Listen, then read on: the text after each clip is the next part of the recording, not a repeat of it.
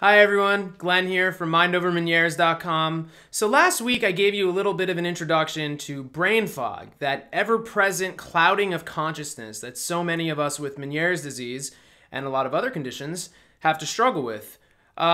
Today I wanted to make this video to go over some of the specific techniques and strategies that I use on a daily basis to battle brain fog.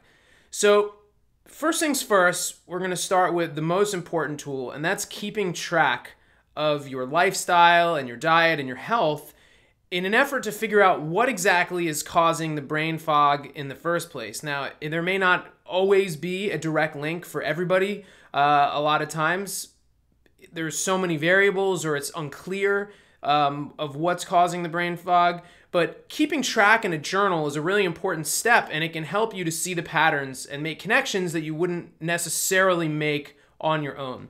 So the best way to do that, or the way that I do that, is with the Mind Over Meniere Symptom Trigger Tool. Now that's a PDF file that I created a couple years ago. It looks like this. Hopefully you can see that. And it basically allows you to keep track of your symptoms, your diet, your sleep, your supplements and medications that you take, how much you exercise and meditate, the weather. It helps you keep track of all these different variables and each and every day so that you can go back and compare the days when your brain fog or other symptoms were acting up and try to find the commonalities, try to find what was going on those days that might be causing the brain fog or other symptoms. So it's a really good tool. It's free. I encourage you all to download a copy if you don't already have one and start keeping track.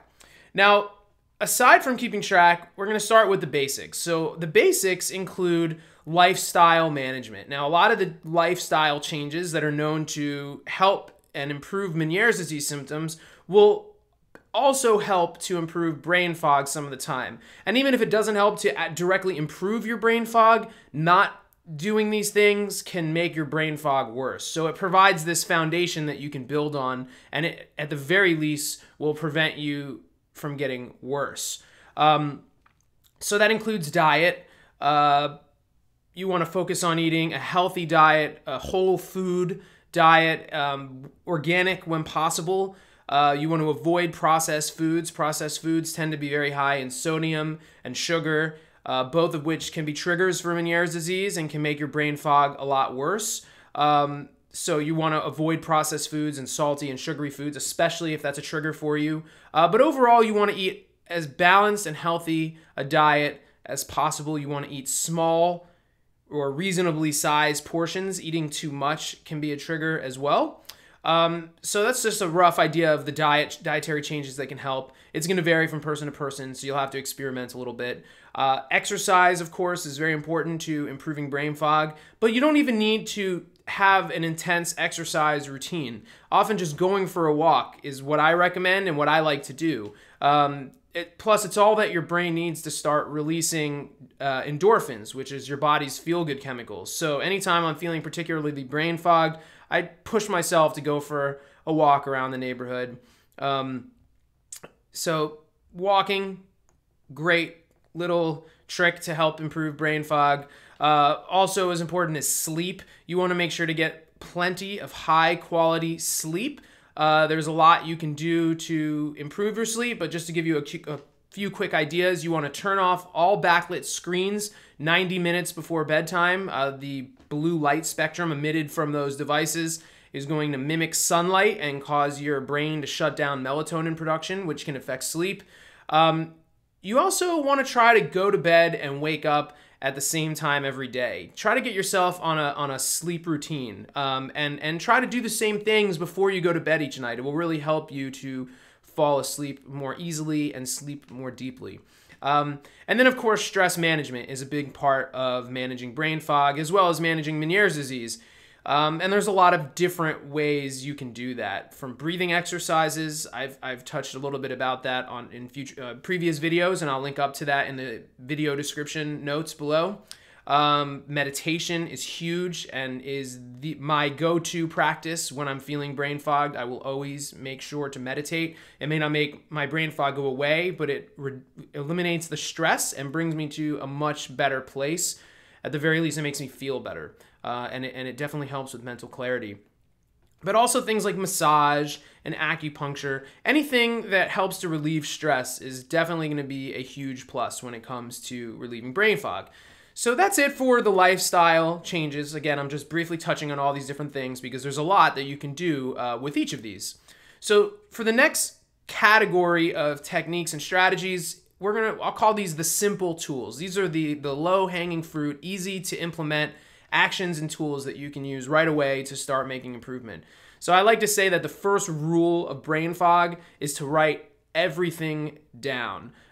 Brain fog affects memory, and it's as upsetting as it is, I find it's best to just not trust my memory in the first place. So to do that, I keep note cards, like 3x5-inch index cards and Post-it notes in piles scattered throughout my house. I always have them close at hand, and anytime I come up with an idea or something I want to remember, I immediately write it down. I also rely very heavily on my phone's calendar. I try to schedule as many things as possible. Anytime I need to remember something at a specific time, I'll put it in my calendar, even if it's not an appointment.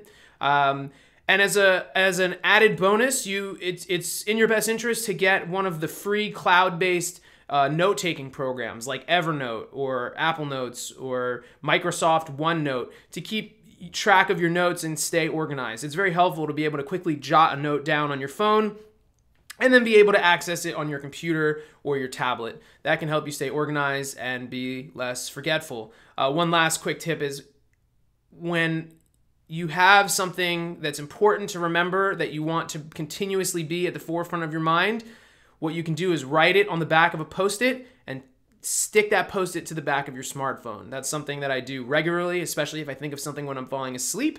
And we all know how much we use our cell phones throughout the day. It's a constant reminder of whatever it is you're trying to remember.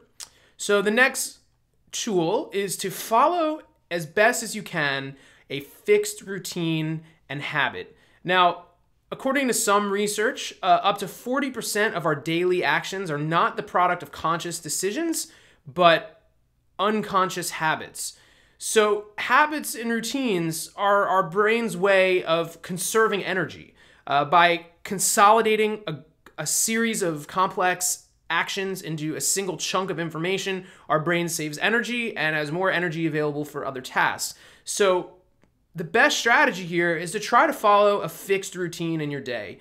Have a morning routine, have an evening routine, wake up and go to sleep at the same time, eat your meals at the same time, eat your snacks at the same time, try to exercise and meditate at the same time. And aside from just freeing up mental energy to do the tasks that you need to do, it helps to not have to decide to take these actions every single day. So when it becomes a habit that you're just every day at 3 o'clock, you exercise, let's say, you're not making a conscious decision every day to exercise at 3 o'clock. You just do it. And it makes everything a lot easier, and it can improve your brain fog and your other symptoms. I find that any form of intellectual stimulation can help a lot. There's a tendency when we feel brain fog to sort of sit on the couch and sort of veg out and watch TV, but I don't find that to be helpful. I find that to be very mentally numbing and can often make the brain fog worse. So what I like to do and what I try to do is instead of just watching TV mindlessly, I'll read a book or listen to an audiobook. I find reading helps as long as I'm not dizzy or my other symptoms are not too severe. I listen to a lot of podcasts. Podcasts are on-demand internet radio shows that have exploded in popularity recently. And I will link you to a list of great podcasts if you're interested. Or watch a documentary. There's so many good documentaries now, especially on Netflix, and I know a lot of you probably have Netflix. So stimulating yourself with intellectual material oftentimes can make the impact of your brain fog less. It engages your mind, you're learning something new, and it can reduce the brain fog somewhat. The last simple tool, we'll call them creativity exercises. So I find that when I'm feeling very brain fogged, if I can get into like a creative flow, like a flow state creatively, I start to feel a lot better. I try to write something every single day for this very reason. Writing seems to really get my mind fired up, and I get into a much more stimulated state and feel the brain fog less. But you don't have to write. You can paint, you can draw, you can do photography, you can craft. Any sort of creative endeavor that you enjoy will have the same sort of effect. Also, I create idea lists, and I've written about this before. Idea lists are the brainchild of best-selling author James Altucher. He is a podcaster, entrepreneur, author, really interesting guy. And he does this practice where every day you come up with a topic and write a list of 10 ideas based on that topic. And it's a lot harder than you think but you have to force your brain to come up with these ideas. And that aspect of mentally pushing yourself to come up with new ideas is very intellectually stimulating. And I find that it can help brain fog considerably, actually. It's a practice that I've done for a long time, and I find it to be very helpful. Okay, so lastly, we're going to get into a few advanced techniques. The first technique is for memory. Now, like I mentioned before, brain fog affects our memory, so having simple techniques to help us remember things more effectively is going to be important. So there are a lot of memory hacks and memory tricks. But one simple one that you can use right away is a process called linking.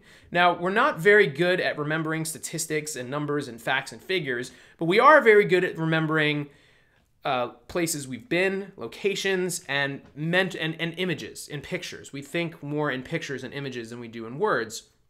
So if you want to remember something, you can take that thing that you want to remember and mentally associate it with some silly image in your mind. Now, I will give you a link to a specific walkthrough of how to do this technique, but it's fairly simple.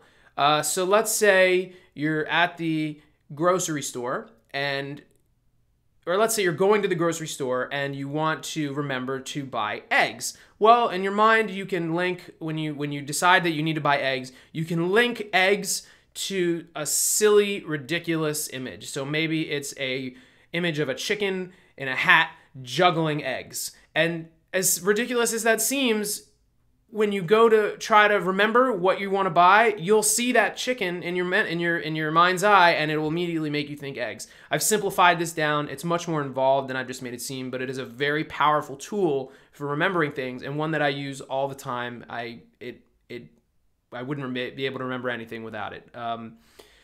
So that's a very simple but powerful trick that you can put into play immediately. The next tool that I use frequently is called brainwave entrainment. Now, this is somewhat controversial, and if you've ever tried the symptom relief project that I released last year, you'll be very intimately familiar with this. But brainwave entrainment starts with a simple idea that how you feel changes your brain waves in a very specific way. Now, this is measurable on EEG, and you can see the changes happen in real time if you're hooked up to an EEG machine. But actually, there's a predictable and measurable brainwave pattern directly associated with just about everything you could possibly do and every way you could possibly feel. But interestingly, the opposite is also true. You can change your mental state in very specific ways by changing your brainwave pattern, by changing your brainwaves first with an external stimulus. It's called brainwave entrainment, and it can be achieved very easily with audio. So I created the Symptom Relief Project in partner with an audio engineer, and it's an album of these tracks. Each one is designed to induce a different mental state that can help to relieve some of the symptoms of Meniere's disease. So, for instance, for vertigo, there's a track that's incredibly sedating that can make you very calm, and it can help to reduce the intensity and the panic that comes with vertigo. But there's also tracks to help you fight fatigue and brain fog by speeding up your brain waves and putting you into a more focused mental state. And these are tools that I use all the time, and they make a huge difference in my productivity. So I encourage you to give it a try. I will have a link below. It is a pay what you want project. I didn't want money to get in the way of anybody experiencing relief, so feel free to check that out. And I'll give you one more sort of advanced tip that I use to battle brain fog. This one, I can't explain entirely how it works, but I can give you the thought process behind how I came to try it in the first place. I will issue this warning. I am not a doctor. I do not play one on the internet. Consult with your doctor first.